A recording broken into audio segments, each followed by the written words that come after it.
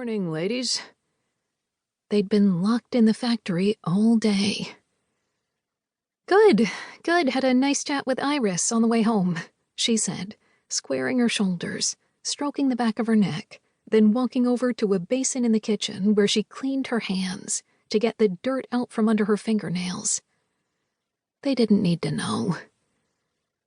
Abigail went back to the counter and resumed chopping celery for the supper stew.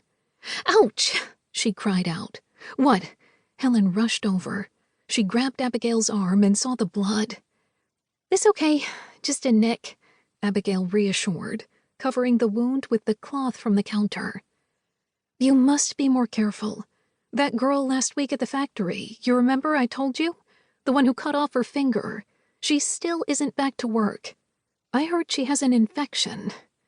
Helen fingered the doctor bill in her skirt pocket.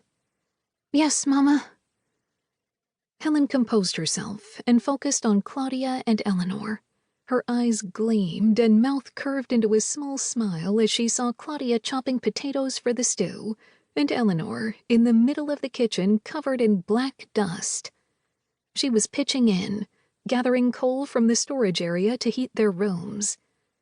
Helen walked over to her and patted her dress, creating a black swirl. "Let's get you cleaned up, little one." Then she scooped her up in her arms, not caring that the dust was getting all over her as well.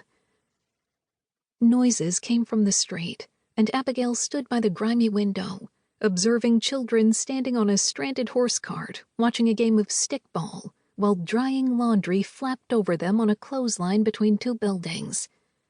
They tightly clutched baskets filled with items foraged from the streets. None of them looked as if they had bathed in weeks. Dirt smudged on foreheads, shirts untucked, uncombed hair. Albert burst into the apartment. "I got a few more guys to come to our next meeting. It's a great start." The children all crowded around him by the front door, eager to hear his update. "Papa, Joe at school said you spoke to his father," Walter said. "Did he say he was going?" "Dunno. He said he didn't want any trouble. Are you in trouble?" "Nah, not at all." "Please tell me the owners don't know yet what you're doing. If you lose your job, the can in the closet has even fewer coins," Helen stated. For weeks now, Albert had been coming home late from attending union meetings at his factory job and was now furtively organizing a group. "Stop worrying, Helen. We'll be fine. Change is coming and we can't stop it," he bellowed, taking off his boots, durable workwear coat, and flat cap. He had hazel eyes from his English ancestors, a full head of chestnut hair that he slicked back with pomade every morning, and still stood lean and tall, even though he spent countless hours hunched daily over heavy machines in the garment factory. Later that evening, after the children were asleep, Helen undressed, getting ready for bed. She found the thick envelope in her skirt pocket. She took it out, opened it. Her eyes widened and lips parted slightly. "What's that?" Albert asked. "An invitation to afternoon tea from Mrs. Theodore Fraser," she read out loud. "Mrs. Fraser? Who's that?" "Rosie Smith. Remember, married to the rich fellow?" Helen said, trying to be nonchalant. "Rosie was ice skating in Central Park and met Ted Fraser. Turned out he was awfully rich, living right on Gramercy Park. In no time, they got married."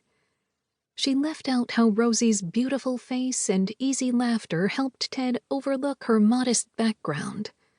Plus the scandalous details of the baby boy born 7 months after the wedding. The whole neighborhood was shocked and envious, including Helen, who'd always been friendly with her. "Tea? You've never been to tea?" he said. "Well, there's always a first time." "You can't go." "But Albert, we have to." "I won't allow it." She did need his permission to attend this event. She just didn't ask to go out alone very often. "Albert." "It's not our place." "But it'll be good for us, for the girls, for me."